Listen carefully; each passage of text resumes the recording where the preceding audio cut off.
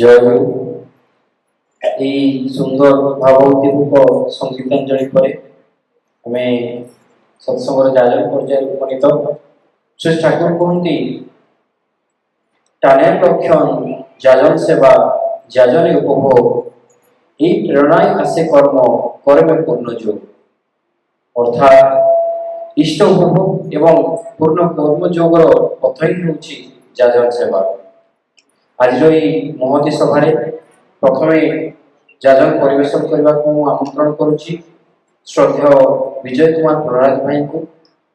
ତାଙ୍କର ଯାଜନ ନିମନ୍ତେ ଯେ ନିର୍ଦ୍ଧାରିତ ବିଷୟବସ୍ତୁ ରହିଛି ତାହା ହେଉଛି ପ୍ରକୃତ ଉନ୍ନତିର ମାନଦଣ୍ଡ। ଶ୍ରଦ୍ଧେୟ ବିଜୟ ଭାଇଙ୍କୁ ଅନୁରୋଧ କରୁଛି ତାଙ୍କର ଯାଜନ ଆରମ୍ଭ କରିବେ। ଜୟ ଗୁରୁ। मन्नाथ श्री जगन्नाथ मद्गुरु श्री जगद्गुरु मदात्मा सर्वभूतात्मा तस्मै श्री गुरवे नमः। तस्मै श्री गुरवे नमः। तस्मै श्री गुरवे नमः। परम दयाल परम प्रेममय श्री श्री ठाकुर अनुकूल चंद्र श्रीचरण कोटि कोटि प्रणाम निवेदन करुछि। आज आम ग्रहण ऑनलाइन माध्यम श्री श्री ठाकुर पवित्र पूजनीय बोधनता मोर प्रणाम निवेदन करुछि। उपस्थित समस्त गुरु भाई गुरु माँ साधु सन्त सान भाई मानू मांतरिक जय निवेदन करे। आउ ये माइक सुनाता समस्त श्रोता बंधु मानू मांतरिक जय निवेदन करुछि। प्रति वर्ष भली ए वर्ष श्री श्री ठाकुर अनुकूल चंद्र सत्संग आयोजन करा जायछि। ए मास को पवित्र मास कहा जाए, जहाँ आम को भाद्र मास। ए मासरे श्री श्री ठाकुर अनुकूल चंद्र जन्मग्रहण करथिले। आज दिनटी ए मास भितर सत्संग भाव आम रखीचु। जहाँ भी हो बर्तमान सुधा शुणा पाइले श्री ठाकुर निर्देशित प्रार्थना पाणीपाठ आउ भजन जहाँ पूर्वर भाई खूब भल भाव आलोचना करुले, सुंदर भाव आलोचना करुले, कि मन में बसिक गोटे कथा आसूला ये सब कर प्रयोजन कम नेसेसरी कम कहीं प्रार्थना आम करवा, कहीं से बही पढ़ा, कहीं से भजन कीर्तन करवा। आज आम गुरु दीक्षा नहीं बोली भगवान पुरुषोत्तम भाविचे बोली ना मो जीवन में बहुत असुविधा आज बसीचे। मो समस्त श्रोता बंधु मान भी मोर प्रश्न जो मैंने माइक शुणुए मो कथा को आज आम जीवन असुविधा जो आसूची जो भगवान पाखक आम जाऊे जो समस्या समाधान पाऊे से समस्या को जीवन जान पाऊे ना किसी क्षण पाऊे। किए जाऊे मंदिर को जाऊे ब्राह्मण पाखक, किए जाऊे मस्जिद जाऊे मोलाना पाखक, किए चर्च जाऊे पाद्री पाखक। जो समस्या से समाधान पाऊँ से क्षणिक पाऊँ ना सारा जीवन पाई। जीवन तो किसी क्षण मिले ना भाई, जीवन सारा जीवन मत सारा जीवन मत जीवन पड़ो और सारा जीवन मत देखेब किए गोटे टीचर स्टूडेंट को देखाए जीवन चलने पाठ पढ़े दिए जीवन भी चलिए दरकार केमी क्या मुताबिक किए से कर मनुष्य गुरु को धरे गुरु मुताबिक चले गुरु अनुसार चले से जीवन आगू बढ़े। आज जो प्रार्थना करा जो पाणीपाठ करा जो भजन करा तार एकमात्र उद्देश्य मनुष्य से मनुष्य तो जागृत करना, ईश्वर तो जागृत करे जहाँ देखी पारू ना। आम भावुचे सो कल मनुष्य खाली गोटे हो गले जे मनुष्य पड़िया फेरी आसे जहाँ भितर विष्ट कथा दया भाव भिन्न भाव ये सब रहा भी दरकार। गोटे एग्जाम बुझी पारे फैन स्विच लगी से स्विच को ऑन कले फैन टा बुलिबो कि स्विच ऑन कले लाइट टा जलुची। ए जो जिनसरा घटुची जदि लाइन अछि बोले हम अनुभव करूचे, मोबाइल में कथा होचे विभिन्न दूरदूर में कथा होचे कहा सब कथा कौन को माध्यम में नेटवर्क माध्यम कथा होचे। यदि नेटवर्क डाउन थिबो ताले कथा ही पाइबा नहीं सेमती कि नेटवर्क में देखि पारुने इलेक्ट्रिसिटी में देखि पारुने अनुभव करि पाछे। ए अनुभव जिनस होचे मनुष्यत्व मनुष्य भीतर से मनुष्यत्व जदि नथिबो ताले अनुभव को काहा को करिबा। मु आज स्विच ऑन करछि आपण माने भी स्विच ऑन करबी चलिबो। मु आज आपण सहित भलो कथा ही पारे अलगा लोक सहित खराब भी कथा ही पारे। मो जदि मनुष्यत्व थिबो ताले मु आपण सहित जदि कथा होछि ତା ସହିତ କଥା ହେବି, ସେମାନେ ସହିତ କଥା ସମସ୍ତ ସହିତ ମୁଁ କଥା ହେଇପାରିବି। ସେଇଟା ହଉଛି ମଣିଷର ପଣିଆ, ସେଇଟା ହଉଛି ମଣିଷ। ଭଗବାନଙ୍କ ସମସ୍ତ ସୃଷ୍ଟି, ଜୀବଜନ୍ତୁଠୁ ଆରମ୍ଭ କରି ଉଦ୍ଭିଦର ସମସ୍ତ ସୃଷ୍ଟି, ସମସ୍ତେ କମନ ଜିନିଷ ଦେଇଛନ୍ତି। ଆଖି, ଗୋଡ଼, ନାକ ସବୁ ଦେଇଛନ୍ତି। ମଣିଷ ଭିତରେ ବି ସେ ଜିନିଷ ଦେଇଛନ୍ତି, କିନ୍ତୁ ମଣିଷ ଭିତରେ ଗୋଟେ ବ୍ରେନ ଦେଇ ଛାଡ଼ିଛନ୍ତି, ମସ୍ତିଷ୍କ ଦେଇ ଛାଡ଼ିଛନ୍ତି। ତାକୁ ସେ କେମିତି ୟୁଟିଲାଇଜ କରିବ, ଉନ୍ନତି ବାଟେ ନା ଅବନତି ବାଟେ? ଯଦି ଅବନତି କର, ପ୍ରଥମେ ମତେ ପଚରାଯାଏ, ମୁଁ କହିବି ଆପଣ ମୋବାଇଲ ମତେ ଅନ୍ କରି ଦେଖନ୍ତୁ, କାହିଁକିନା ସୋସିଆଲ ମିଡିଆ ନ୍ୟୁଜରେ ଏତେ ଅବନତି କଥା କୁହାଯାଉଛି, ନ କହିବାଟି ଭଲ। ଲାଷ୍ଟ ଟାଇମ ଯୋଉ ବାଲେଶ୍ୱର ଘଟଣା ଘଟିଗଲା, ସେ ମାଙ୍କ ସହିତ ଝିଅ ସହିତ କଣ ଘଟିଥିଲା, କଣ ସେ ଭୁଲ କରିଥିଲା? ସେ ଯଦି ଅବନତି କଥା ତାପରେ ଯଦି ପଚରାଯାଏ, ମୁଁ କହିବି ଭାଇ ଏବେ ବି ଆପଣ ଖୋଲନ୍ତୁ, କେତେ ନ୍ୟୁଜ ଆସି ସାରିବଣି। ଆଉ ଯଦି ଉନ୍ନତି କଥା ମତେ ପଚରାଯାଏ, ଆମେ ବି ଉନ୍ନତି ଯୋଉ ଜିନିଷ ଭାବୁଛେ, ଏହା ଭାବୁଛେ ଛୋଟ ଘରରୁ ବଡ ଘର ହେଇଗଲା, ଛୋଟ ଜବରୁ ବଡ ଜବ ହେଇଗଲା, ଛୋଟ ବିଜନେସ ବଡ ବିଜନେସ ହେଇଗଲା, କି ଛୋଟ ମୋର ଯୋଉ ଥିଲା ବଡ ହେଇଗଲି, ୟାକୁ କଣ ଉନ୍ନତି ଡେଫିନେସନ କୁହାଯାଏ? ଇଏ କଣ ଉନ୍ନତି ଡେଫିନେସନ? ଯଦି ସେୟା ହେଇଥାନ୍ତା, ଆରେ ଘର ଘରେ ଅସୁବିଧା କଣ ପାଇଁ? ଏଇ ହାପି ଫ୍ୟାମିଲି ତ କୁହାଯାଉନି। କୋଉଟା କୋଉଠି ଆମ ଅଭାବ ରହିଛି, ଆମ ଭିତରେ କୋଉଟା ଅଭାବ ଘଟି ସାରିଛି। ଆଉ ମଣିଷ ସବୁଠୁ ଶକ୍ତି ହଉଛି ନିଜ ଭିତରେ ଥିବା ଏ ପ୍ରଭୃତି। ଏ ପ୍ରଭୃତି କେତେବେଳେ କଣ କରିଦିଏ ଆମେ ଚିନ୍ତା କରିପାର ବାହାରେ।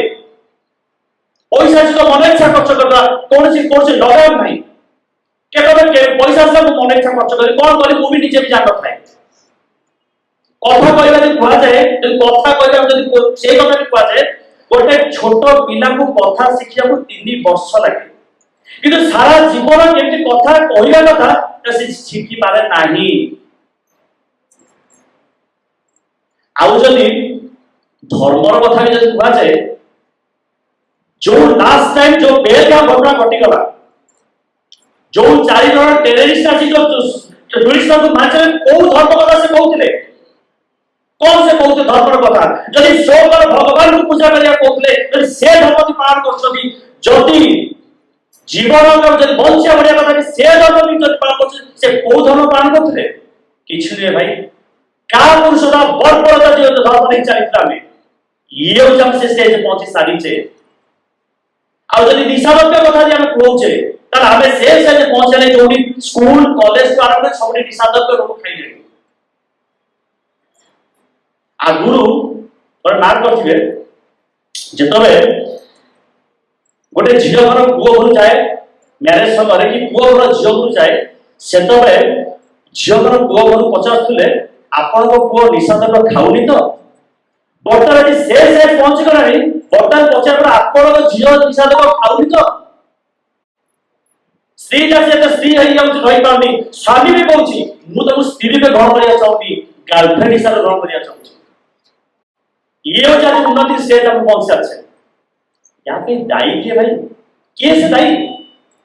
हमें तो सब दायी दायी कथा कहूचे, सोशल मीडिया हो कि न्यूज चैनल पढ़ू कि जहाँ भाई सीए दायी, सीए भूल करछि, सीए करला मुंह करछि, किंतु ये जो दायी या पे दायी के मां तो शिखाई कहूची, अरे को घरे बाहरला, को घरे झियो बाहर, को घरे पुओ केमति कहूची, शाशुघर लोक गार अछन तो पुओ जॉब होची बाहर तो ता ठीक अछि, न्यूक्लियर फैमिली तो एई कथा पचार यहाँ पे दायी के से दायी? जने बड़ा कथा कहते, जिंदगी आसान नहीं होता है, आसान बनना पड़ता है। आमे भाबुचे जन्म हेइछ मृत्यु तो हेइछ, किंतु जन्म आ मृत्यु मसे जीवन अछि सेटा केन जानि नै। ए जीवन का केमिति बितेला हुए, केमिति परिला हुए, आ केमिति आगु को बढ़े से कथा में केमिति चिंता कर पाने। सो कोटा में चली से सो को आमे जिबा खाइया पिया सोइया, पुणी काली सकाळ हबो, पुणी जॉब को जिबा, पुणी बिजनेस को जिबा, पुणी खाइया पिया, पुणी सोइबा। ए जीवन हम कॉपी कर चलछि, किंतु जीवन केते स्ट्रगल अछि, जीवन केते नियंत्रण करे पड़े, सेटा हम बुझी पारु नाही। आ सेटा से कबे संभव जे जीवन गुरु आसी, गुरु मुताबिक चलिबो, सेटा में जे जीवनटा आउ जा बड़ी बड़ी चलिबो। किंतु आमे तो गोटे से बुझी नै छै, संसार जत अछि असुविधा अछि, तला हम जीवन भी बुझी नै छै। कोन बुझी छै? घर माने देखे स्टील बासन, हम घर में स्टील बासन रखिथिबा, स्टील बासन रे स्टील बासन रखि गोटे साउंड वे कोइ ना नहीं निश्चय जानथिबा। आम जीवन को मोटिवेशन स्पिरिट भाभी नहीं जे ए स्टील बासन जेमिति मो जीवन भी समस्या अछि असुविधा भी अछि किंतु केबे भी चेष्टा करने काच बासन हेला भैया केबे चिंता करने जदि काच बासन हेबा पे हम गुरु को मुंडा हे चलीबा को पड़ियो आ मनुष्य गुरु मुंडा से चलो सेतबे जे काच बासन हे जीवो कि आम आज सोसाइटी रे ए जगह पहुंची देरी ए उन्नति जगह पहुंच चलेरी आ मते पचार जो को जुगरा को जदि मु कहबे गोटिए जुग भाई जानि छी से जो कଳି जुग आउ मते किछि जणा नै मु आ कଳି जुग କଥା जानि कारण ए जुग हम एते जगह पहुंच चले एते डेवलप जगह पहुंच चलेरी जहां चिंता करते ता बाहर कल्पना कर पाई सालेनी आबे जा जाउ जे ता नहीं पछे एबे कोन जिंस नै जोटा न थिला जो न पाइबा थिला ता भी बर्तन पाई सालेनी कहीं मनुष्य तो क्या मनुष्य तो क्या जागृत होगी मनुष्य से मनुष्य पड़िया नहीं जागृत होगी मेंटलिस्ट तो बहुत जागृत चली बहुत चली कौन न चाहिए मतलब कौन एक एग्जाम लगा दियो तो थोड़ा न है किंतु मनुष्य तो मनुष्य पे फेरी आसुनी ठाकुर से कहउछंती अर्थ मान जस इत्यादि पाइबा से मते ठाकुर सजाई भक्त बनाई सावधान हो ठगी जीव तुम ठाकुर तो जागृत नले के तुम केंद्र विनती ठाकुर विनती ठानकी देले ताही पाइबो आबे भगवान को जते पूजा करथलु अर्थ मान जस इत्यादि मो घरे भरपूर हे जाऊ किंतु ठाकुर को धरि मनुष्य बुझिया पाइला अर्थ मान जस इत्यादि पाइबा पाई ही भगवान को पूजा करो नहीं मनुष्य से ईश्वर को जागृत कराओ सेतबे जीवन भीतर उन्नति आसी पारिबो आज भगवान पुरुषोत्तम विभिन्न अवतार आसी केते रामकृष्ण देव रहू केते बुद्ध देव रहू कि যীशुख्रीष्ट देव आसी ठाकुर मनुष्य कइजुग आसी पहुंचे एक बात उद्देश्य मनुष्य से मनुष्य पणिया क्रिया किछि दिन तळे मु दिल्ली जाइଥିଲି सेठी एक अक्षरधाम जगह अछि समस्त शुणिथिबे कि नेट देखिबे अक्षरधाम जगह अछि सेटा जी स्वामी नारायण जी का मंदिर सेठी जाई मते दुईटा से बहुत भल लागिला से भले घटना होचे प्रथम घटना या थिला से कहउछथि अक्षरधाम को तैयारी करिया पे 7000 लोक लागिथिले 5 वर्ष गड़िया पे लागिथिला 7000 लोक 5 वर्ष लागिथा से मंदिरटा तैयारी करिया किंतु निज जीवनटा को गड़िया पे केते जण दरकार किए दरकार को माने हेबो जीवनटा गड़िबे सेठी कहउछथि निज जीवन गड़िया पे निजे ही दायी जे पर्यंत मु न चाहे मो जीवन उन्नति मो जीवन समस्या समाधान हो बोली मते केही भी अपन चाहे कर पारबे नाही संसार में केही नहीं मते कर पारिबो कि जो जो मु चाहे मो जीवन परिवर्तन करिया भी संसार केही भी ठाक कर था मो जीवन परिवर्तन नहीं करते सेकंड प्रश्न पुଣି परमहंस पचारछन्ती ताको गुरुदेव ताहाले गोटे काम करिबा आमर आपण एते जंगल बुलले एते पर्वत बुलिले एते पहाड़ सब गले तो भारत वर्ष भी बुलिले आपण सिद्धांत आज पहुंचले मनुष्य भीतरटा परिवर्तन होना दरकार ताले मनुष्य को सेही जगह जीवा पड़िबो सेही जंगल जा पड़ो से पहाड़ जा पड़ो जाई के परिवर्तन आसीबो गुरुदेव कहसन ना ए संसार भीतर रही कि मते निज भीतर को परिवर्तन करिया पर जहा श्री ठाकुर अर्घचंद्र कहितरे संसार भीतर संसार सन्यास हेबा पड़िबो किंतु ए धार्मिकता जते आध्यात्मिकता शब्द सुनुछे समस्त मन कोन ए सुना जत शब्द जात पाखरी पहुंचो सेमार भी चिंता करथिबे आध्यात्मिक माने होछ कोन 60 वर्ष जो कथा म स्पिरिचुअल लाइफ रे आबे सुनिजे माने ए कथा मन रे भाबी नै जे बयस हेले धर्म परिया कारण छोटो मते से सिखाई छै मो पेरेंट्स सिखे जदी मो का गार्डियन सिखे जदी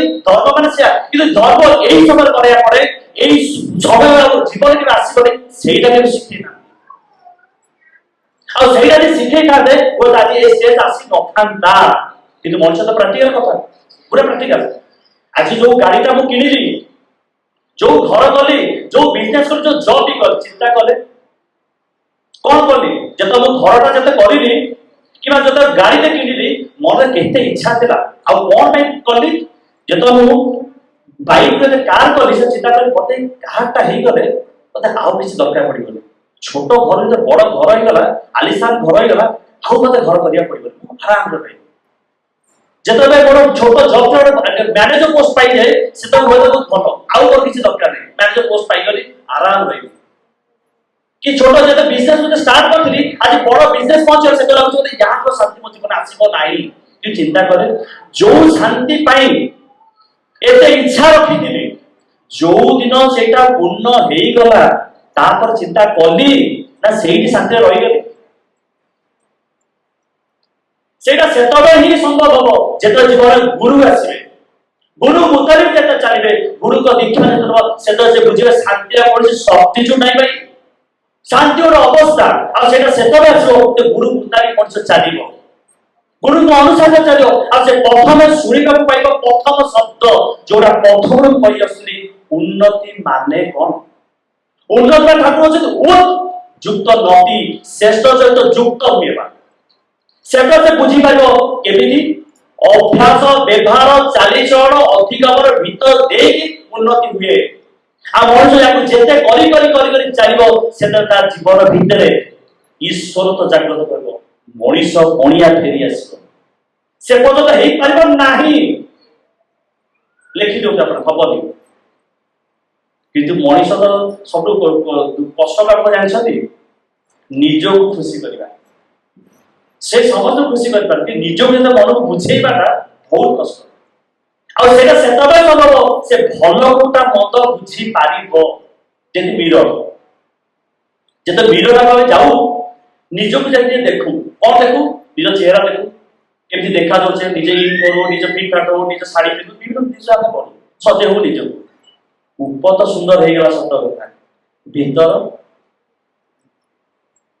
भीतर की सुंदर कोन करबो केमिति करबी भाबिले आपण माने एठी बसी चलती मु आपण रे पढ़ा देबा देखै देबी आपण जे कोन कहबे तार जे भाई से भाईना सहित मिसंतु ए भाईना भाई खराब ए छोट छोट रागी जाउछे खराब कथा नी कहि दउछे मुझे देखा जाउ ना काई कि जदि आपण सहित भलो कथा थरे हे जिबी आपण माने कोन कहबे भाई मुझे देखा जाउ ना काई ता लोकडा जदि भलो जा ताका से मिस मनीष से मनीष कोनिया प्रकार भाई आ गुरु जेता मुताबिक हेबो गुरु मुखी कहबो जेता गुरु अनुसार चलिबो सेतो एकर संभव ही पारिबो किंतु सोसाइटी को गुरु को धरिबी ठीक आगु आसु ओ गुरु को धरिबी केमिति धरिबी कहा को धरले मो जीवन परिवर्तन हबो जदि मैथमेटिक्स होते जदि पाठ पढिया अछि त मैथमेटिक्स टीचर को मते जीवा पड़ियो पीटी टीचर को गले मैथमेटिक्स समाधान हबो ना साइंस टीचर को गले मैथमेटिक्स समाधान हबो ते को गुरु धरिबी केमिति गुरु धरले मो जीवन का सोसाइटी बहुत गुरु अछंती प्रत्येक घरे गीता भागवत पुराण समस्त ही पढ़िबे जीवन थरे पढ़िबे निश्चित कि देखि दिए जदि से गीता भागवत आज पढ़ी थाते आज पढ़ी न थाते से द्वापर जगह थाते जोडी श्रीकृष्ण महाप्रभु अर्जुन को बुझौछथि किंतु मते बुझेला वाला मतलब के नाथि जदि आज से आइंस्टाइन बोल नथि कि मु बोलने जदि टीचर न थाते त आइंस्टाइन जिंसटा मगे पहुंच न थाता मु बुझे पाता बुझी पाता जे पास ही पाता थाती ए जीवन में गुरु मुख व्यक्तित्व दरकार गुरु मुख व्यक्तित्व गोटे जण दरकार आउ थे रिपीट कले कथा गुरु मुख व्यक्तित्व जब न आसे जीवन से उन्नति कर पारिबो नहीं गुरु और गुरु को मुताबिक चले तो गुरु मुख व्यक्तित्व दरकार सेतबे जीवन आगु आगु बढ़िबो जेतो ससंग सहित जड़ित हली ससंग आकाश हली सेतबे बुझिबा पाइली जे बहुत गुरु मुख व्यक्तित्व संग भी कले ठाकुर सहित पदे जानिया को पाइली कि दादा सहित मिसिली एतो बुझिया पाइली ए दिनसरा केते करिबा हुए केते चालिबा हुए केते आगु बढ़िया हुए जो भाई हमर से भाई हम प्रथम बोलले केते व्यापारी बोलले केते व्यापारी बोलले ए प्रार्थना करे कोन हो ए बाड़ी पासे कोन अछि कि ए भजन के कोन अछि सेही सब जानिया पारे दादा सहित मिसिला पारे अनुभव करे मते आउरी आउरी परिवार अछि जेमति वाला टीचर जेते ता स्टूडेंट को पाठ पढे केबे चाहे केबे से जानिसन सुनिथिबे जे टीचर चाहे तो पिला तो पाठ तो स्टूडेंट माने ठेर होतो से केबे भी चाहे कोनो से स्टूडेंट टीचर केबे चाहे नहीं ता स्टूडेंट माने ठेर होतो से सबे चाहे मोर स्टूडेंट बेस्ट वन होतो बेस्ट टेन भी चाहे बेस्ट वन रो ये से टीचर आ ए ही होची से गुरु मुख व्यक्तित्व लक्षण से सबे चाहे मते जीवन के आगु आगु आगु बढ़ेगा पड़िबो आ आगु से करबा दायित्व भी तांकर से ही करे देबे जोरा दादा से अनुभव कर या माने रे मु आज आपण के तोई दउ सारे मु हेई उठिसी मत भी आग्रह हो मानिया कहया इच्छा हो जो प्लानिंग आम गत 1.5 मास पूर्व जो उत्सव प्लानिंग जो आज ससव प्लानिंग आप देखुं या भितर बहुत रहस्य अच्छी बहुत प्रिपेरेसन अच्छी तेज आप तोड़ी हो कथा तो कथा आउ किसी कर कि सी जी जहाँ विषय कौन से ये घटना कौन सी माने कथा कौन न कहले चलो मुझे कथा कहबी किंतु जेहेतु संग अच्छे मत कुआ भी जाए कहवाई এটা কিন্তু কহিয়ার মতে এতিপাই মানে ইচ্ছা হচ্ছে সন্ধ্যা কাল যেটা কই দেই বলি ওই সে ঘটনা যেটা কালি আমি ডিসকাশন লাস্ট উৎসব পূর্ব আমি কথা হলো বর্ষা হচ্ছে কালি বর্ষা কিন্তু বর্ষা হচ্ছে জোগাড় ଥିଲେ বর্ষা জানতে বর্ষা কিন্তু জোর হতো দাদা को পচারি দাদা বর্ষা হচ্ছে কালি কিন্তু বর্ষাটা রই যাও আর চারটা বড় বর্ষা হলো দাদা করে সকাল গাই হেলে হবনি বলে মানে সকাল চাই সকাল হইতো তো বড়িয়া কথা দেখন্তু ताको इच्छा थला या बसाटा रहिछ लोकल कि आसु भल आसु एटा कोन मते कोया कथा कहयाबे किंतु ताको कथा न कहले मते भल लागिबो नाही ठाकुर को कथा सुनीति सुनियम काको बाध्य करे नाही सुनीति सुनियम काको बाध्य करे नाही मते जदी भलरे रहिबार अछि भलरे बंचिबार अछि भल जानिया भी दरकार ए बही जो पढाबा ए सतास बही ओ नारियति बही ए बही मोर प्रयास करते आसीबो मो जब असुविधा थे मत बही पढ़िया पड़ो मत आज भोग होची एबे भोग होची आनंद मजा खाइए भोग पड़ेसो ना मत जीवा पड़ो मत गले मो भोग मेटिबो मत पढ़िले मो जीवन आगु आगु बढ़िबो जदि मु चाहे एते ठाकुर कहले सुनीति सुनियम काको बाध्य करनी मनुष्य ताको जेते जानिया इच्छा करिबार इच्छा आ न कले भी होबनी खाली सुनिले जानि रहबनी करिया भी दरकार आ मनुष्य जेते करिबे चलियो आ जीवन समस्या सेते समाधान चलो किंतु मन तो पुणी गोटे प्रश्न ये प्रश्न हो भाई आप एत कथा सब कहले ये गाड़ी कथा कहले कार कथा कहले बाइक कथा कहले विभिन्न बिजनेस कथा कहले जॉब कथा सब कथा कहले गले किंतु ये जिस सब करे भूल ये सब करे भूल ए घर एटी बिल्डिंग एटी केतो कहछ सब भूल कथार चोड़िया कथार अछि पुओ योग्य थिले धन का पाई पुओ अयोग्य थिले धन का पाई पुओ जदि योग्य हो से धन दरकार नहीं से ऑटोमेटिक इनकम करियो आ पुओ जदि अयोग्य हो से भी धन का पाई से धन के एबिटी खर्च करे से धन खाइ के नथाइ जन समान एई स्पिरिचुअल लाइफ देखाइ दबो मनुष्य को केमिति आगु को बढ़िया को पड़े ये बैलेंस करियो मैटेरियलिस्टिक लाइफ को डेवलप केति करिया पड़े कथा केमिति पड़ा जाए जो अर्थ আছে তাকে केमिति खर्च करिया पड़े से जिन भी एड्रेस टाइप भी देखे दो कोडी सेविंग करिया पड़े कोडी खर्च सब जिंस देखे दो जो इयर समय मनुष्य भूल करता है परवर्ती विवाद भूल असुविधा फेस करे से जिंस भी देखे दबो किंतु समय नहीं किंतु अब समय नहीं पाखरे का समयटा धीरे धीरे मृत्यु आड़ को दौड़ जाए मृत्यु आड़ दौड़े एटा समय बहुत पाखे आसला मजू कारण एबे मो बयस अछि ওই তো পিতার কি পর পরটা আউর মধ্যে অবস্থায় পারে পিতা এমিতি লোক থিব যা সময়টা পাঠিয়ে আছে মৃত্যু পাই কারণ মৃত্যু কেটে আছে কে জানে কারণ 75 বছর আছে পারে 65 বছর আছে পারে কি 55 বছর আছে পারে ওই তো কারণ কালি भी चली जाता मृत्यु किंतु ए प्रभु जी मुखी चरणी आ प्रभु जी पाई मु काहे प्रति दिन प्रति समय कम पे मरिबी जीवन भाई थरे जीवन होची थरे काली के देखिछि कोन हो आरो जन्म कोन के करियो कि जानि छी केही जानने केही कहि पारे मो जब या पर जो परजन बहुत भलो केही कहि पारे नै कि ए जीवन को मुके एन्जॉय न करबी ए जीवन को मो प्रभु काई मु कंट्रोल न करबी जेति गोटे कंपनी रे जतो बेले गोटे कंपनी रो मालिक अंडर रे जतो वर्कर माने काम करत की एन्जॉय करे वर्कर एन्जॉय करे मालिक एन्जॉय करे मालिक कारण मो वर्कर माने काम करछन किंतु जेता वर्कर अंडर जतो मालिक काम करबो ताले कितो दास हो जाए कितो दास हो सकते से कारण वार्तर मालिक काम करियो को कितो दास हो सभी कथा एते मो जीवन को मु आसी उपभोग करिया आसी मु कितो दास को आसी केतो सब जत मो जीवन मो कंट्रोल मो हाथ मो प्रभु सेतब कंट्रोल जत मु चाहिबी मु गुरु मुताबिक चाहे गुरु को अनुसार सेतब ये प्रभु धीरे धीरे कंट्रोल ही चाली हो तो एही परिबो नाही एते प्रभु का प्रार्थना करिबा संकल्प करबा तांको ठाकुर मु आपनक संतान मोर जड़ता नहीं मोर दुर्बलता नहीं मु आपको पचकरी अंधकार अंधकार करी चित्कार करी नहीं आपन को मुह करी मो जीवन के आउरी आगु चालू केते आउरी के मो जीवन उन्नत को आ जीवन को एन्जॉय करबा को मते दियंतु ताको मुद्दा बिचारी इहा परमता के प्रार्थना करिया चलो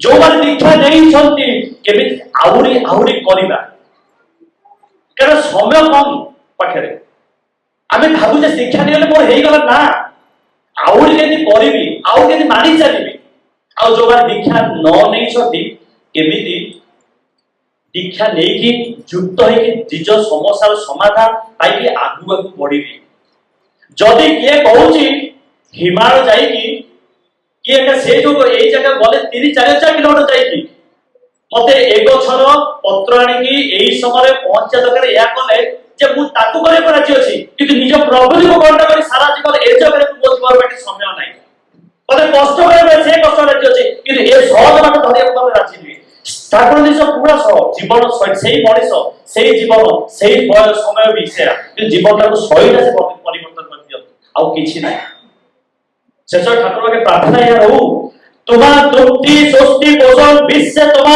जयगान ताई जन होई साधना ताई हो घामार विचार तुम्हा तृप्ति स्वस्ति पोषण माने आमे प्रभु के पाखे जाउते भगवान के पाखे जाउते प्रार्थना करते प्रभु तुमे मोर सब करि दियो मोर किछि करिवार नाही किंतु ठाकुर जब मनुष्य बुझी पाला तुम्हार खुशी पाई तुम चिंता पाई मते मते कोन करिवार अछि मु केते भडले रहिबी कोन आपन खुशी चाउ सेता मनुष्य जेतबे ताक भीतर करिवो सेतबे जीवनटा आगु बढ़िवो जो भात जो चाउल जेतबे घरे रोसे को ताको भात कहू जो चाउल जगन्नाथ मध्य रोसे ताको महा प्रसाद कुआ जाय आ मनुष्य जेते भगवान को पई करे ना से महा प्रसाद हे उठे जीवन तार मनुष्यत्व जागृत हो जाए मनुष्य ईश्वर तो जागृत है से बुझी पाए जीवन को केमिति अतिबाहित करबा पे जीवन भीतर मनुष्य पड़े के फेरी आसे तो आउरी आउरी करि चले शेषरे समस्त को जीवन इष्टिमय हो सुखमय हो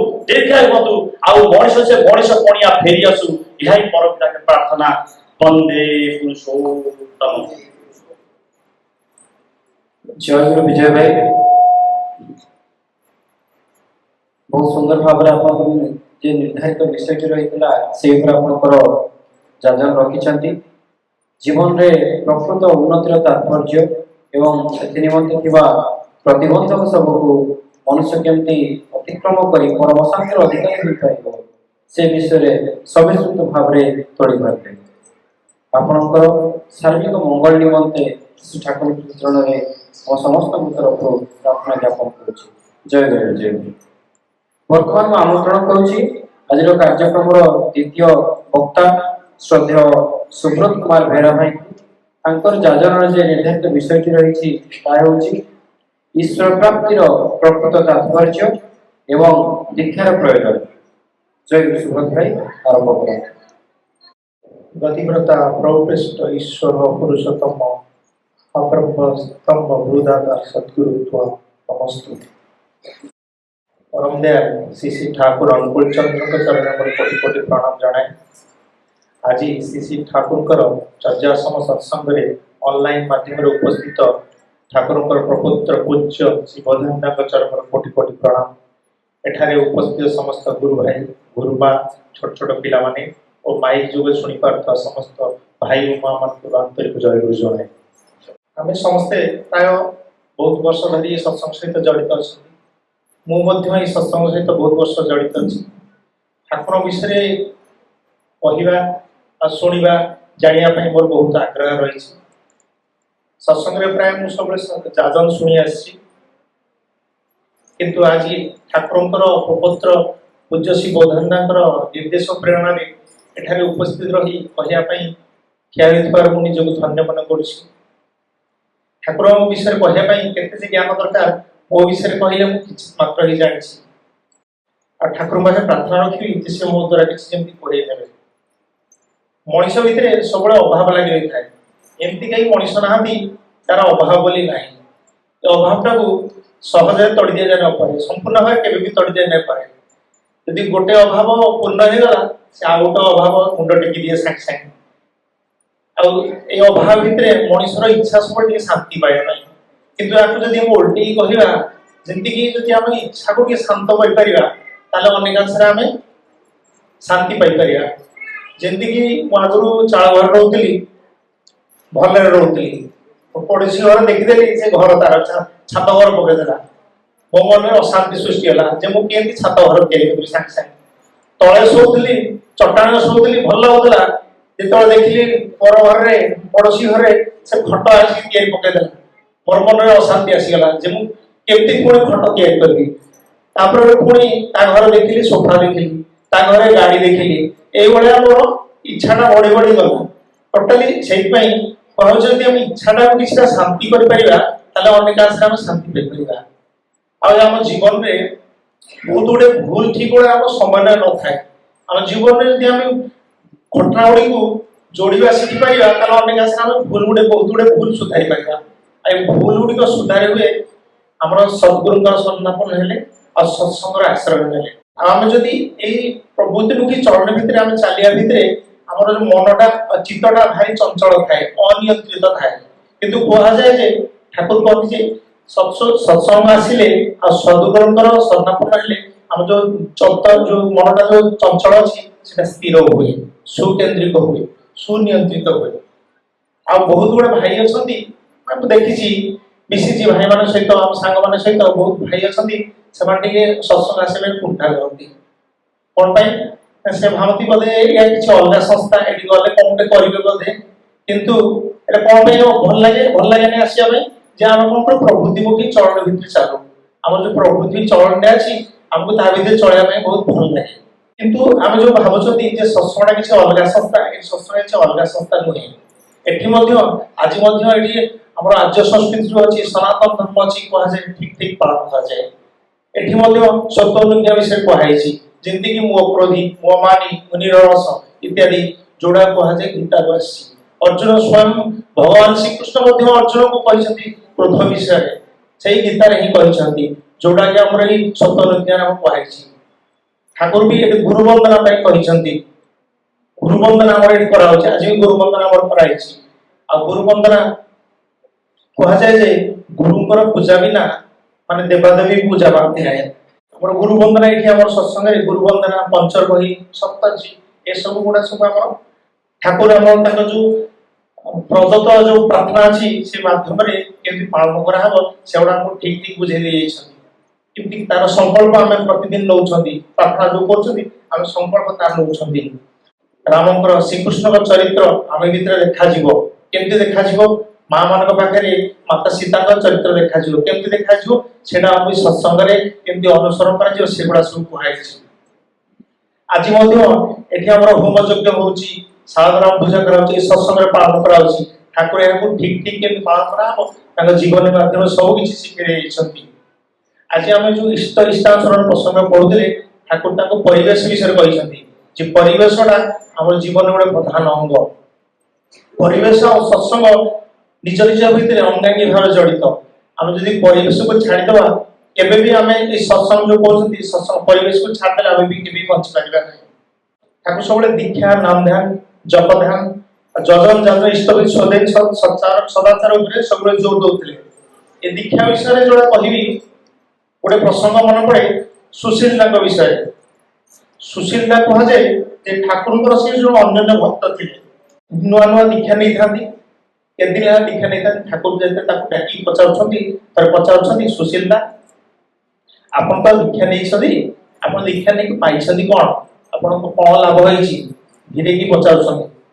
ସୁଶୀଲା କହୁଛନ୍ତି ଠାକୁର ମୁଁ ଏହାର ଉତ୍ତର ଦେଇପାରିବି ନାହିଁ, ମୁଁ ତ ଉତ୍ତର କିଛି ଜାଣିନି, ମୁଁ ତ ନୂଆ ନୂଆ ଦୀକ୍ଷା ନେଇଛି, ମୁଁ କଣ ଜାଣିଛି ତା ଉତ୍ତର, ମୁଁ କିଛି ଦେଇପାରିବି ନାହିଁ।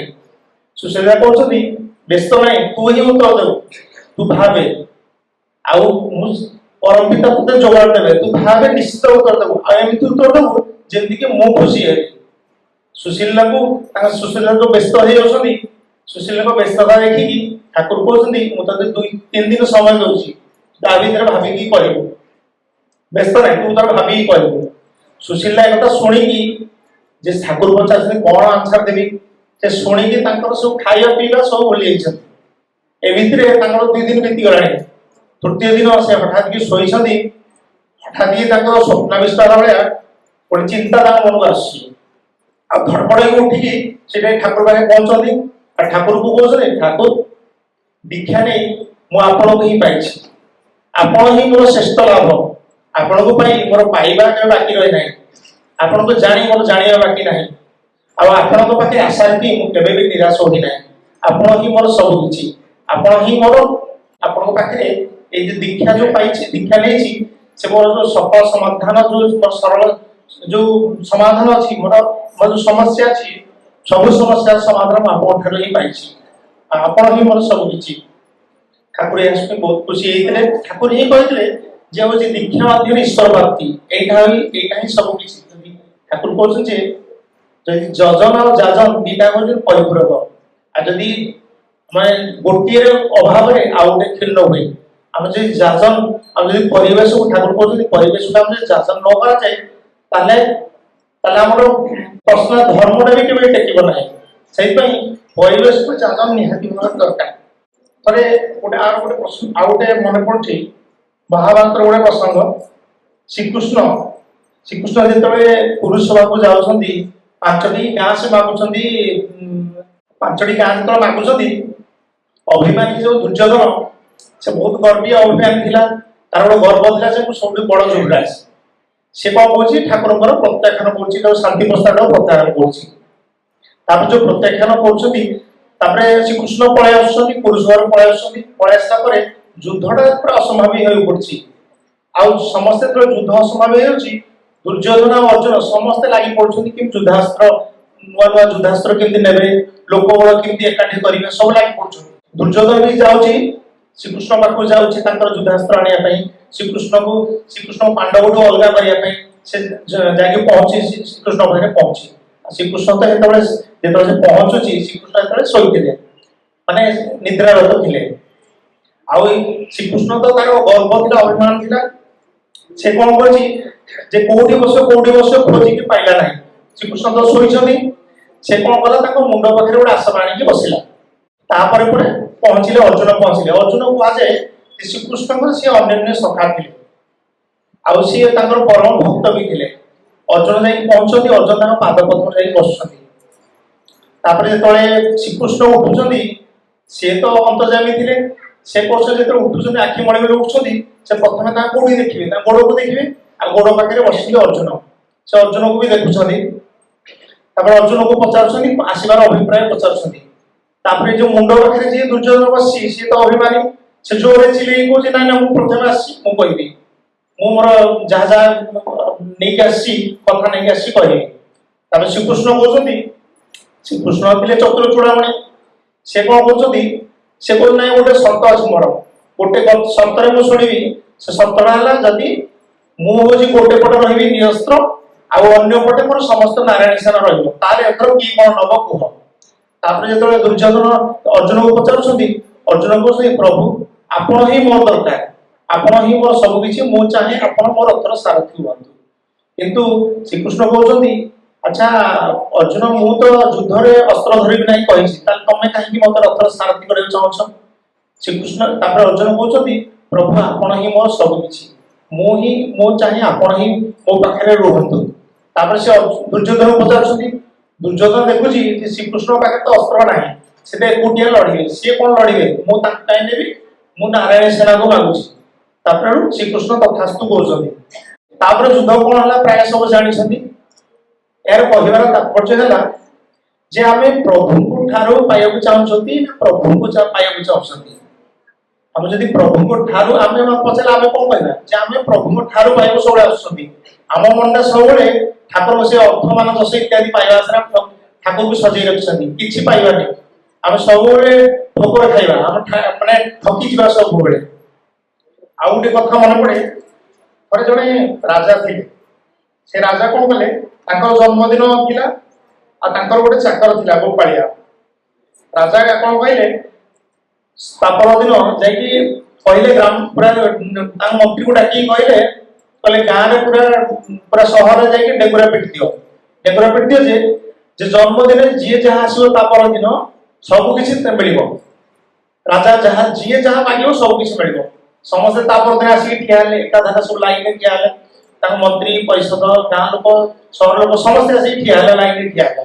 କିଏ କଣ ମାଗିଲା? କିଏ କହିଲା ସୁନା ରୂପା ଦିଅ, କିଏ କହିଲା ମୋର ଟଙ୍କା ଦିଅ, କିଏ କହିଲା ମୋ ଝିଅର ବାହାଘର କରିବାର ଅଛି, କିଏ ପୁଅର ବାହାଘର କରିବାର ଅଛି, ମୋର ଜମି ବାଡି ନାହିଁ, ମୋ ସମ୍ପତ୍ତି ନାହିଁ, ସବୁ ଦେଇଦେଲେ।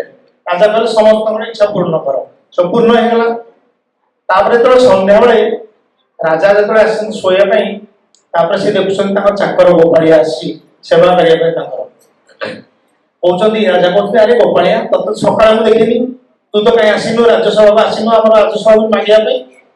ସେ ଗୋପାଳିଆ କହୁଛି, ରାଜା ମୁଁ ତ ଆପଣଙ୍କ ଘରେ ରହୁଛି, ଆପଣଙ୍କ ଘର ସବୁ ଖାଉଛି ପିନ୍ଧୁଛି, ସବୁ ମୋର ଆଉ କଣ ଦରକାର, ମୋର ଆଉ କିଛି ଦରକାର ନାହିଁ।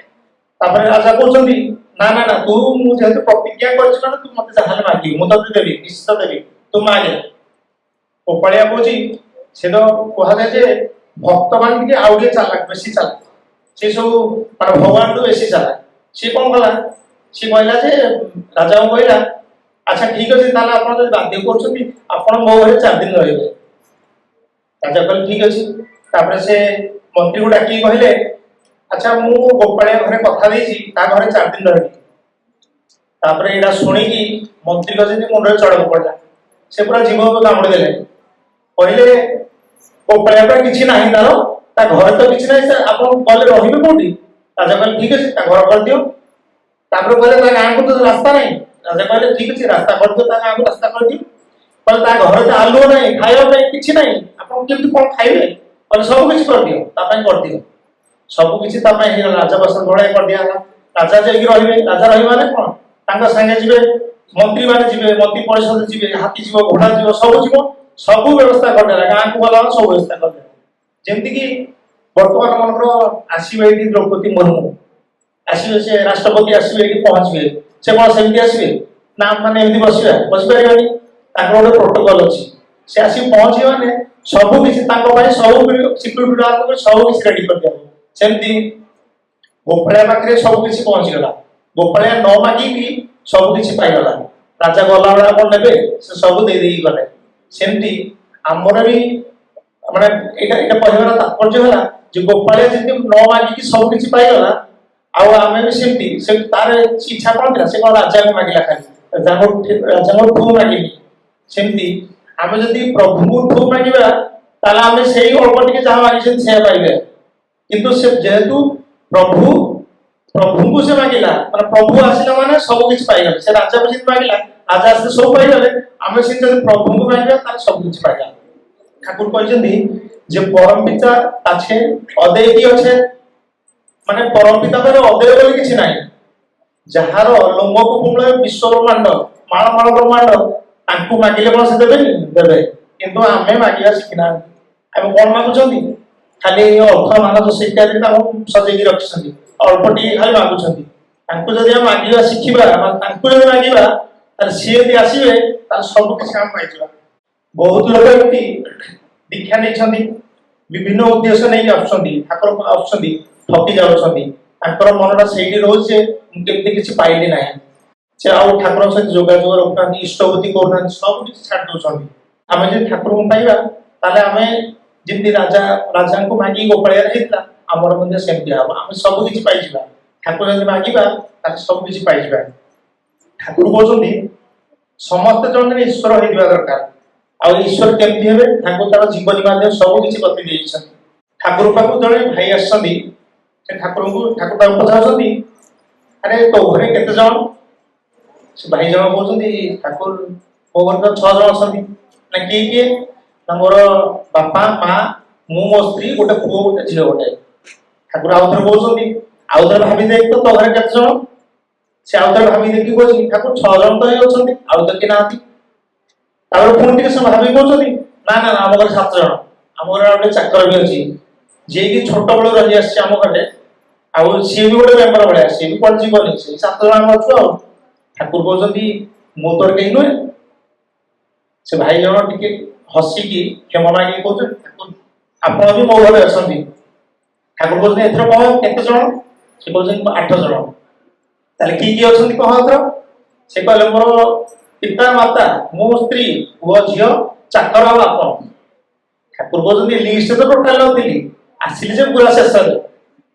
ତାପରେ ସେ ଭାଇ ଆମ ଆମେ କହିବା କଥା ଏଇଟା ତାତ୍ପର୍ଯ୍ୟ ହେଲା ଆମେ ଯଦି ଠାକୁର ଆମେ କହିବା ଯେ ଠାକୁର ମୋ ଘରେ ଅଛନ୍ତି ତାହେଲେ ଠାକୁର ସବୁବେଳେ ସେ ସେବକ ଭଳିଆ ରହିବେ, ମାନେ ଚାକରଠୁ ତଳେ ରହିବେ। ଆମେ ସବୁବେଳେ ଠାକୁର ସେବକ ଭଳିଆ ଭାବିବା। କିନ୍ତୁ ଯଦି ଆମେ ଯଦି କହିବା ଯେ ଠାକୁର ଘରେ ଆମେ ଅଛନ୍ତି ତାହେଲେ ଠାକୁର କଣ ହେବେ? ଠାକୁର ହେବେ ପ୍ରଧାନ, ଠାକୁର ହେବେ ଫାଷ୍ଟ। ଆଉ ଠାକୁର କେତେବେଳେ ପ୍ରଧାନ ହେବେ? ଯେତେବେଳେ ଆମେ ତାଙ୍କ ଇଚ୍ଛା ଅନୁସାରେ ଚାଲିବା, ତାଙ୍କ ଚାଲିଚଳନ ମାନି ଚଳିବା। ଆଉ ସେଇଥିରେ ହିଁ ଆମର ପ୍ରକୃତିର ମଙ୍ଗଳ। ଏମିତି ଠାକୁର କହୁଛନ୍ତି ପ୍ରତ୍ୟେକ ମଣିଷକୁ ସୁସଂସ୍କୃତ ହେବାକୁ ପଡିବ, ଆଉ ପ୍ରତ୍ୟେକ ଘରକୁ ଗୋଟେ ମନ୍ଦିର କରିବାକୁ ପଡିବ। କେମିତି ହବ ମନ୍ଦିର? କେମିତି ହବ? ଯେତେବେଳେ ଠାକୁର ପ୍ରଧାନ ହୋଇ ଉଠିବେ ଆଉ ତାଙ୍କ ଅନୁସାରେ ଆମେ ଚାଲିବା। ଏ ଯେମିତି ସମର୍ପଣ ଭାବ, ଠାକୁରଙ୍କ ପାଖରେ ଆମେ ପୁରା ସମ୍ପୂର୍ଣ୍ଣ ଭାବରେ ସମର୍ପଣ କରିଦେବା, ତାହେଲେ ଯାଇକି ଆମେ ତାଙ୍କ ଇଚ୍ଛା ଅନୁସାରେ ଚାଲିପାରିବା। ଆମର ପ୍ରବୃତ୍ତି ବୁଦ୍ଧି ଅନୁସାରେ ତାଙ୍କୁ ଧରିଲେ ଆମେ କେମିତି ଧରିପାରିବା ନାହିଁ। ଏ ଯେମିତିକି ଜଗନ୍ନାଥଙ୍କ କଥା କୁହାଯାଉ, ଜଗନ୍ନାଥଙ୍କୁ କୁହାଯାଏ ଯେ ତାଙ୍କର ହାତ ନାହିଁ, କିନ୍ତୁ ହାତ ନାହିଁ ମାନେ ସିଏ ଆମକୁ ଧରିପାରିବେ ନାହିଁ, କିନ୍ତୁ ଆମେ ତାଙ୍କୁ ଧରିବାକୁ ଶିଖିବାକୁ ପଡିବ। ତାଙ୍କୁ କେମିତି ଜାବୁଡ଼ିକି ଧରିବା ସେଟା ଶିଖିବାକୁ ପଡିବ। କେମିତି ଶିଖିବା? ଯଦି ତାଙ୍କ ଚାଲିଚଳନ ଅନୁସାରେ ଚାଲିବା ତାହେଲେ ଆମେ ତାଙ୍କୁ ଧରିବା ଶିଖିପାରିବା। ଥରେ ଜଣେ ଜମିଦାର ଠାକୁର ପାଖକୁ ଆସିଛନ୍ତି। ଠାକୁର ପାଖରେ ଗୋଟେ ଆସେ ଜମିଦାର ଲୋକ, ହାତ ମୁଦି ସୁନା ସବୁ ପିନ୍ଧିଛନ୍ତି, ପୁରା ଡ୍ରେସ ବି ପିନ୍ଧିଛନ୍ତି, ଆଭିଜାତ୍ୟ ଭଳିଆ ଡ୍ରେସ ପିନ୍ଧିଛନ୍ତି। ଆସି ଠାକୁର ପ୍ରଣାମ କରୁଛନ୍ତି, କହୁଛନ୍ତି ଠାକୁର ମୁଁ ବ୍ରହ୍ମ ସାଧନ କରିବାକୁ ଚାହେଁ। ଠାକୁର କହୁଛନ୍ତି ତୁ ଯୋଉ ବେଶ ପୋଷାକ ପିନ୍ଧି ଆସିଛୁ ଏଥିରେ ତୋର ବ୍ରହ୍ମ ସାଧନ ହେଇପାରିବ ନାହିଁ, ତତେ ଏସବୁ ଛାଡିବାକୁ ପଡିବ। ସେ ଭାଇ ଜଣ କହୁଛନ୍ତି, ଜମିଦାର ଜଣ କହୁଛନ୍ତି ଠିକ ଅଛି ଠାକୁର। ସେ ସବୁ ଛାଡିକି ଠାକୁର ପାଖରେ ରହୁଛନ୍ତି। କିଛି ଦିନ ରହିଲା ପରେ ଯେତେବେଳେ ସେ ଗ୍ରାମକୁ ପୁଣି ଫେରୁଛନ୍ତି, ଗାଁରେ ଯେତେବେଳେ ଯାଉଛନ୍ତି ସେ ସାଧାରଣ ବସ୍ତ୍ରରେ ଯାଉଛନ୍ତି, ଏଇ ଧୋତି ପଞ୍ଜାବୀ ପିନ୍ଧିଛନ୍ତି। ତାପରେ ତାଙ୍କ ଗାଁ ଲୋକ କହୁଛନ୍ତି ତମେ ତ ଗାଡିରୁ ଓହ୍ଲଉନଥିଲ, ତମ ପଛରେ ସବୁବେଳେ ଚାକର ବାକର ସବୁ ଯାଉଥିଲେ ଦୌଡୁଥିଲେ, ଏତେ ଧନ ସମ୍ପତ୍ତିରେ ତମ ଅଧିକାରୀ ଥିଲ, ବର୍ତ୍ତମାନ ଏଇ ସାଧାରଣ ବସ୍ତ୍ର ଆସିଛ, ଏ ଧୋତି ପଞ୍ଜାବୀ ପିନ୍ଧିକି ଆସିଛ, ଠାକୁରଙ୍କୁ ଧରି ତମେ କଣ ପାଇଲ କି? ସେ ଜଣ ଜମିଦାର ଜଣକ ଟିକେ ମନ ଦୁଃଖ କରୁଛନ୍ତି, ମନ ଟିକେ କଷ୍ଟ ଲାଗୁଛି, ଯେହେତୁ ସେଭଳିଆ ସେ ଚଳୁଥିଲେ। ସେ କହୁଛନ୍ତି ଦୃଢ କଣ୍ଠରେ କହୁଛନ୍ତି ଯେ ଠାକୁରଙ୍କୁ ଧରି ମୋର ଭଲ ମନ୍ଦ ବିଚାର କରିବା ଶକ୍ତି ଆସିଛି। ଆଉ ଏ ଭଲ ମନ୍ଦ ବିଚାର କରିବା ଶକ୍ତି ଜନ୍ମ ଜନ୍ମ ଧରିକି ବର୍ଷ ବର୍ଷ ଧରି ଲୋକଙ୍କୁ ଲାଗିଯାଏ, କିନ୍ତୁ ସେମାନେ କେବେ ପାଆନ୍ତି ନାହିଁ। ଆଉ ଯେତେବେଳେ ଠାକୁରଙ୍କୁ ସେ କହୁଛନ୍ତି, ଲୋକଙ୍କୁ ସେ କହୁଛନ୍ତି, ଯୋଉମାନେ ପଚାରୁଥିଲେ ଯେ କହୁଛନ୍ତି ମୁଁ ଯେତେବେଳେ ଦୀକ୍ଷା ନେଇନଥିଲି ସେତେବେଳକୁ ମୁଁ ମଦ ମାଂସ ଖାଉଥିଲି, ଲୋକଙ୍କୁ ବ୍ୟବହାରହୀନ କରୁଥିଲି, ଆଉ ଅନୈତିକ ଉପାୟରେ ମୁଁ ପଇସା ଉପାର୍ଜନ କରୁଥିଲି। ଆଉ ଏଇ ବ୍ରହ୍ମ ସାଧନା ଯୋଉ କଲି, ବ୍ରହ୍ମ ସାଧନା ସଦ୍ଗୁରୁଙ୍କ ଯୋଉ ସ୍ୱର୍ଣ୍ଣାପନ୍ନ ହେଲି, ବ୍ରହ୍ମ ସାଧନା ଯୋଉ କଲି, ଏଇ ଯୋଉ ଭଲ ମନ୍ଦ ବିଚାର କରିବା ଶକ୍ତି ଆସିଲା, ମୋର ଚାଲିଚଳନ ମୋର ପରିବର୍ତ୍ତନ ଆସିଲା। ସେ ମୋର ଯୋଉ ଜମିଦାର ହବା ପାଇଁ ଯୋଉ ମୋର ଗର୍ବ ଥିଲା, ସେ ଗର୍ବ ଭାଙ୍ଗିବା ପାଇଁ ଠାକୁର ମତେ ସେ ଆଶ୍ରମରେ ରହିବା ପାଇଁ କହିଥିଲେ। ଆଉ ସେ କହୁଛନ୍ତି ଯେ ମୁଁ ଠାକୁର ଆଉ ଇଷ୍ଟ ପ୍ରାଣ ଭକ୍ତ ମାନଙ୍କ ସଙ୍ଗ ଲାଭ ପରେ ହିଁ ବ୍ରହ୍ମ ସାଧନ ମୂଳ ସ୍ୱରୂପଟା ଜାଣିପାରିଲି। ସେ କହୁଛନ୍ତି ଧନ ସମ୍ପଦ ମୋର ବହୁତ କମ ଥିଲା, ପ୍ରକୃତ ଧନୀ ମୁଁ ଏବେ ହେଇଛି। ଆଉ ମଣିଷ ପାଇଁ ଯୋଉ ଧନଟା ଦରକାର, ସେ ଧନଟା ପାଇବା ପାଇଁ ଲୋକଙ୍କ ପାଖରେ ମାନେ କଣ ଆସକ୍ତି ଗୋଟେ ଆସେ, ମନରେ ଗର୍ବ ଆସେ, ଏ ଧନ ସମ୍ପତ୍ତିଟା ପାଇକି ମଣିଷର ଗର୍ବ ଆସେ। ଏଇ ଯୋଉ ମଲା ବେଳେ ଆମେ ଧନ ସମ୍ପତ୍ତି କେବେ ବି ନେଇକି ଯାଇପାରିବା ନାହିଁ ଉପରକୁ, କିନ୍ତୁ ଏଇ ଯୋଉ ପରିବର୍ତ୍ତନ ହେଲା, ଯୋଉ ଧନଟା ଆସିଲା, ସେଇ ଧନଟା ହିଁ ଆମର ପୁଞ୍ଜିଟା, ପ୍ରକୃତ ପୁଞ୍ଜି, ମାନେ ଜନ୍ମ ଜନ୍ମ ଧରିକି ପୁଞ୍ଜି ଆମେ ଧରିକି ଆଗକୁ ଆଗକୁ ନେଇକି ଯିବା। ଯେମିତି କୁହାଯାଉଛି ପ୍ରାରବ୍ଧ କର୍ମ। ଠାକୁର କହିଛନ୍ତି ନା ପ୍ରାରବ୍ଧ କର୍ମ ବିଷୟରେ। ପ୍ରାରବ୍ଧ କର୍ମଟା କୋଉଟା? ଯୋଉଟା ଏ ଜନ୍ମରେ ଆମେ କର୍ମ କରିକି ଯୋଉ ଫଳଟା ପାଉଛନ୍ତି ସେଟା ଆଗ ଜନ୍ମକୁ ଯୋଉଟା ନେଇକି ଯିବା, ସେଇଟା ପ୍ରାରବ୍ଧ କର୍ମ। ସେଇ ଜମିଦାର ଯୋଉଟା କହୁଛନ୍ତି ଯେ ତାଙ୍କର ଠାକୁରଙ୍କ ସାନ୍ନିଧ୍ୟ ପାଇଲା ପରେ ହିଁ ତାଙ୍କର ପ୍ରକୃତ ସେ ଧନଟା ସେ ପାଇଛନ୍ତି, ଯୋଉ ପୁଞ୍ଜିଟା ସେମାନେ ଆଗ ଜନ୍ମକୁ ନେଇକି ଯିବେ। ଠାକୁରଙ୍କ ବିଷୟରେ କହିବା ପାଇଁ ବହୁତ ଘଟଣା ଅଛି, ଯୋଉଟା କହିଲେ ବି ସରିବ ନାହିଁ, ଆରମ୍ଭ କଲେ ଶେଷ ହବ ନାହିଁ। ଆମମାନେ ବି ଯେତେ ଅଛନ୍ତି ସମସ୍ତେ କେହି ବି ଧନୀ ମାନେ କମ ଧନୀ ନୁହନ୍ତି, କିନ୍ତୁ ଏଇ ଧନ ପ୍ରତି ଆସକ୍ତିଟା ଆମମାନଙ୍କୁ ସଂକିଚିତ କରିଦଉଛି। ସେଥିପାଇଁ ଠାକୁର କହିଛନ୍ତି ସଂକୋଚ ହିଁ ଦୁଃଖ ଆଉ ପ୍ରସାରଣ ହିଁ ସୁଖ। ଈଶ୍ୱର ହିଁ ପ୍ରସାରଣ ସମ୍ପୂର୍ଣ୍ଣ ବ୍ରହ୍ମାଣ୍ଡ। ଆମ ଈଶ୍ୱରଙ୍କ ଭଳି ସ୍ୱଭାବ ସମ୍ପନ୍ନ ହେବାକୁ ହେବ, ଏବେ ଯାଇ ଆମେ ଜୀବନରେ ସୁଖ ଶାନ୍ତି ପାଇପାରିବା। ଆଉ ଠାକୁରଙ୍କୁ ଆମେ ଅନୁକରଣକାରୀ ନ ହୋଇ ଅନୁସରଣକାରୀ ହେବାକୁ ପଡିବ। ଏମିତି ଘଟଣା ବହୁତ କିଛି ଅଛି, ସମୟର ଅଭାବ, ତେଣୁ ଶେଷରେ ମୁଁ କହିବି ଯେ ଯୁଗ ଯୁଗ ଧରି ପୁରୁଷୋତ୍ତମ ଆସନ୍ତି, କିନ୍ତୁ ଆମେ ଧରି ଯଦି ତାଙ୍କୁ ନିର୍ଦ୍ଦେଶ ପାଳନ କରି ଆଗକୁ ନ ବଢିବା ସେ ପର୍ଯ୍ୟନ୍ତ ଆମ ଜୀବନ ମଙ୍ଗଳମୟ ହେବ ନାହିଁ। ଆମେ ବୁଝିପାରିବାନି ଯେ ଈଶ୍ୱର ପ୍ରାପ୍ତି କଣ। ଆମେ କଣ କଲେ ଆହୁରି ଆଗକୁ ବଢି ପାରିବା ଏମିତି ଗୋଲ ଗୋଲ ବୁଲୁଥିବା ଆଉ ଆମର ଏ ଯୋଉ ଜୀବନଟା ଯୋଉ ପାଇଛନ୍ତି ଏ ଗୋଟେ ଅମୂଲ୍ୟ ଜୀବନ ଭଗବାନ ଯେ କେବଳ ଆମର ପ୍ରୟୋଜନ ପୂରଣ ପାଇଁ ଏଇ ଚିନ୍ତା ଆମର ଯେମିତି ନ ଆସୁ ସେ ଯେମିତି ସର୍ବ ପୂରଣକାରୀ ଏଇ ଚିନ୍ତା ଆମ ଭିତରେ ଆସୁ এই স্বভাব ଆମ ଭିତରେ ଆସୁ ଏ ଚିନ୍ତା ଆମ ଭିତରେ ବିକଶିତ ହେଉ ଏତିକି କହି ମୁଁ ବକ୍ତବ୍ୟ ଶେଷ କରି ବନ୍ଦୀ କରୁଛୁ। ଜୟ ଗୁରୁ ସୁବ୍ରତ ଭାଇ ବହୁତ ସୁନ୍ଦର ଭାବରେ ତାଙ୍କର ବାସ୍ତବ ଧର୍ମୀ ପ୍ରାଣସ୍ପର୍ଶୀ ଯାଜନ ଆମ ଆଗରେ ଗଢ଼ି ଧରିଥିଲେ।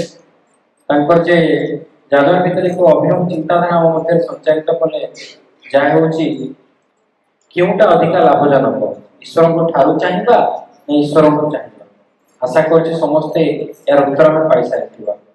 କାରଣ ସେ ଯେ କୁହାଯାଏ ତୁମରି ଧନେ କରିଲ ଧନୀ କିଲୋଡ଼ା ଆଉ ଜୀବନ। ତେବେ ତାଙ୍କର ଏଇ ପ୍ରାଣସ୍ପର୍ଶୀ ଯାଜନ ନିମନ୍ତେ ଶ୍ରୀ ଠାକୁରଙ୍କର ଶ୍ରୀଚରଣରେ ସୁବ୍ରତ ଭାଇଙ୍କର ଶାରୀରିକ ମଙ୍ଗଳ ନିମନ୍ତେ ସମସ୍ତଙ୍କ ତରଫରୁ ପ୍ରାର୍ଥନା ଜ୍ଞାପନ କରୁଛି।